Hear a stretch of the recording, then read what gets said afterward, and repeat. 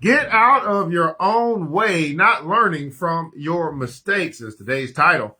Oscar Wilde says this, and I quote, "Experience is the name everyone gives to their mistakes. Experience is the name everyone gives to their mistakes." And an anonymous quote, "If you don't learn from your mistakes, someone else will. If you don't learn from your mistakes, someone else will." Self-defeating behavior is inevitable when we don't learn the lessons that experience tries to teach us. In an old sitcom episode, a character finds a pistol and decides to cash it in at a New York pawn shop. The clerk sees the gun and hits the alarm button. Complications follow, and in the end, the character convinces the court he is innocent. Before letting him go, however, the judge says it isn't against the law to sell a gun in New York. What will you do if you find another one? Pawn it in New Jersey, replies our hero.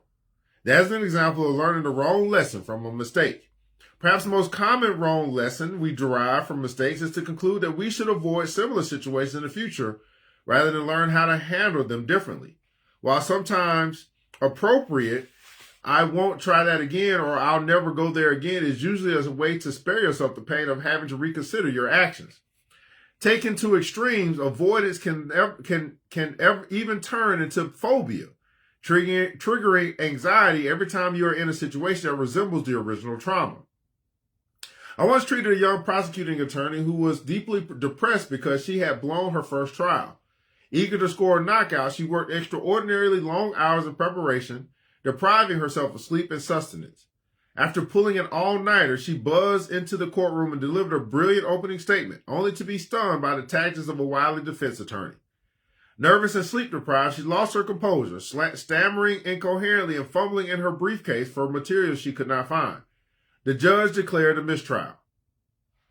Sadly, the lesson she came away with was, "I'm not cut out for criminal law." The right lessons would have been keeping your mind and body sound is an important aspect of preparation. Learn as much as you can about your opponent, and one setback does not cancel out the skills that brought you this far. Another common and unworthy reaction to a mistake is to judge yourself too harshly. Thoughts such as "I'm such a wimp," "what an idiot," or "I'm totally incompetent" can help you assuage feelings of guilt and shame by punishing yourself. They also enable you to beat others to the punch. If you criticize yourself strongly enough, nothing anyone else can say will possibly be as bad. In fact, when others sense your self-blame, they might back off from your own criticism and try to console you instead. But self-flagellation is ultimately self-defeating. It's important to distinguish between hating yourself and hating something you did. This proves I'm totally worthless leads to despair and loss of confidence, while "I can't stand when I act that way" can lead to wisdom and determination. Some wrong lessons are the same as denial. I have seen people who were caught having extramarital affairs conclude after bitter battles that followed, "I should have been more careful not to get caught." Such a self-centered reaction leads to cover-up behavior instead of growth. These people failed to learn the right lesson, namely to confront the relationship problems that drove them to have an affair. Victims of abuse commonly take the opposite track. I know battered wives who say, after each heartbreaking episode, "He didn't mean it. I should learn not to provoke him." Wrong lesson. What they need desperately to learn is they don't deserve such treatment. They must stand up for themselves. They will not fall apart if they leave their husbands. It is wrong to deny your mistakes and wrong not to learn from them. These two wrongs cannot make things right, but facing your mistakes and learning the right lessons can. Here's a usable insight from today's lesson. We always learn from our mistakes, but we don't always learn the right lessons. We always learn from our mistakes, but we don't always learn the right lessons. And here's some action you can take from today's lesson. When you make a mistake, don't let yourself make any irreversible decisions for at least 48 hours.